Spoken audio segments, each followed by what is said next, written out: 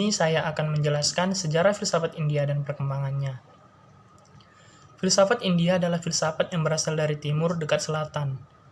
Filsafat India membagi sejumlah zaman dalam penyebarannya dalam 4 zaman, yaitu zaman Veda, zaman Epos, zaman Sutra, dan zaman Skolastik.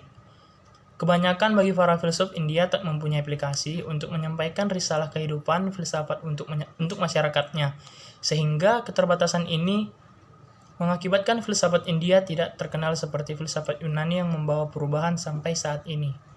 Perbedaan yang sangat mendasar antara filsafat timur ataupun filsafat India dengan filsafat barat itu tentang pemikiran mereka, yang mana filsafat barat mengadopsi akal dan rasional sebagai satu-satunya kebenaran yang memberikan perubahan pada peradabannya, dan filsafat India mengadopsi pemikirannya dari kepercayaan terhadap dewa mereka, yang dapat membuat ketenangan dan kedamaian, saling memaafkan, saling tolong-menolong, dan saling menjaga alam semesta ini agar tidak rusak.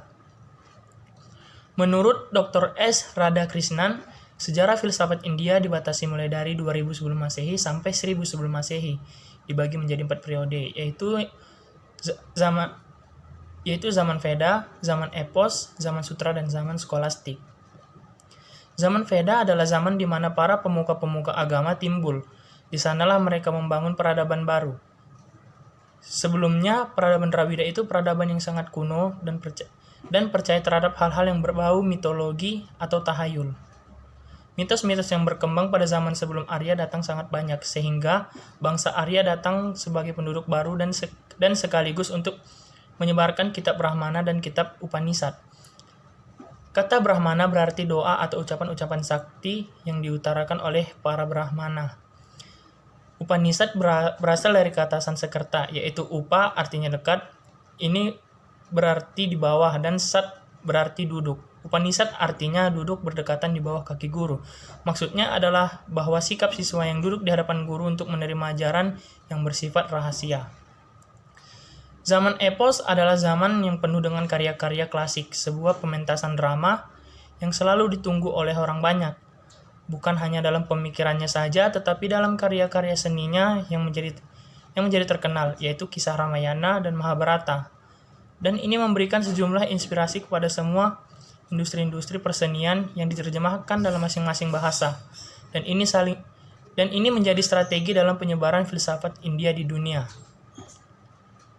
Di dalam buku Ramayana dikatakan bahwa cerita ini ditulis oleh Valmiki, terdiri dari 24.000 sloka yang dibagi menjadi 7 kanda, yaitu Balakanda, Ayodhya Kanda, Aranyaka Kanda, Kiskenda Kanda, Sundara Kanda, Yuda Kanda, dan Uttara Kanda.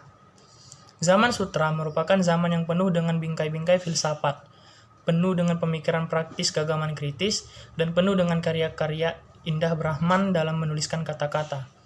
Zaman Skolastik sangat sulit untuk dipisahkan dengan zaman Sutra, karena tahun dan zamannya sama. Skolastik adalah zaman sekolah-sekolah pemikiran yang dalam bahasa Sanskerta disebut Arkarya. Pemikiran Buddha dan perkembangannya menginspirasikan pada periode Skolastik. Para pemikir didasari oleh Veda yang menentang dogmatisme dan tradisi dengan menjelaskan ulang kebiasaan yang menggunakan akal dan logika. Pertentangan tidak jadi masalah untuk para filsuf dalam menuangkan pemikirannya. Pemikiran India selalu berpengaruh terhadap manusia untuk membuat lebih arif dan bijaksana, sehingga manusia jangan sampai berbuat serakah dan sombong, karena semua itu milik Yang Maha Kuasa.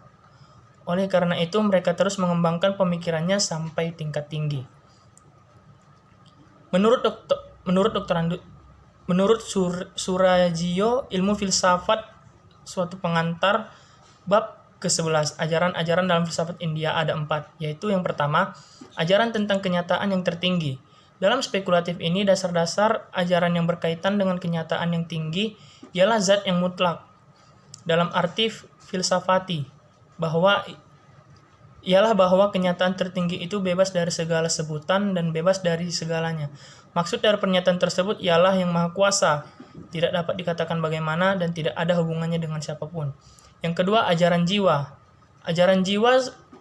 Ajaran tentang jiwa semuanya mengikuti adanya Tuhan, dan dapat dikatakan juga bahwa jiwa itu mempunyai sikap meyakini dan perasa terhadap kepercayaan kepada yang maha kuasa. Yang ketiga, ajaran tentang karma. Karma dalam filsafat India pembalasan tentang apa yang diperbuatkan manusia selama di dunia. Jika dia berbuat kebaikan, balasannya pun akan serupa. Sebaliknya, jika dia berbuat buruk, maka serupa pula pembalasannya. Yang keempat, ajaran tentang kelepasan. Ajaran tentang kelepasan ini merupakan doktrin-doktrin yang bersifat optimis kepada masa depan manusia.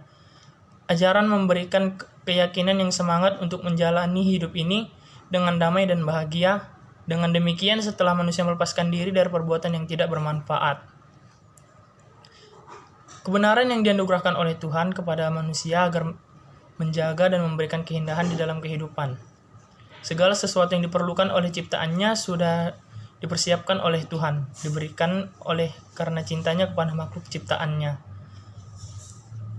Selain sebagai makhluk sosial, manusia juga sebagai penentu kemajuan bumi ini. Manusia paling bertanggung jawab atas kejadian di atas bumi ini. Di dalam aliran materialisme, aliran ini berpendapat bahwa yang penting adalah tubuh manusia.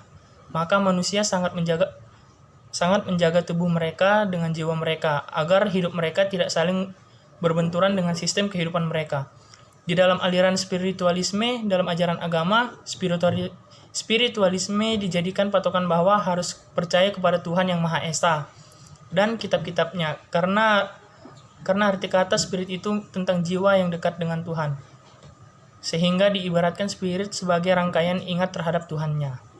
Dalam aliran dualisme, berpendapat bahwa tubuh dan jiwa sama pentingnya. Tokohnya antara lain René Descartes, yang mengatakan bahwa jiwa adalah substansi yang berpikir, sedangkan badan sebagai substansi yang berkeluasan. Maksud dari ini adalah badan yang sebagai inti dari kehidupan duniawi, dibantu oleh roh yang hakikatnya untuk menghidupkan jasad yang berdiam dan tak bisa bergerak. Filsafat India sudah terbagi menjadi 4 zaman yang sudah disebutkan tadi, yaitu zaman Veda, zaman Epos, zaman Sutra, dan zaman Skolastik. Manusia untuk mencapai sebuah kebebasan ataupun moksha harus melalui karma, terbebas dari keserakahan dan kesombongan di dalam diri manusia, sehingga dapat hidup sesuai tuntutan Veda. Sekian dari penjelasan saya ucapkan terima kasih.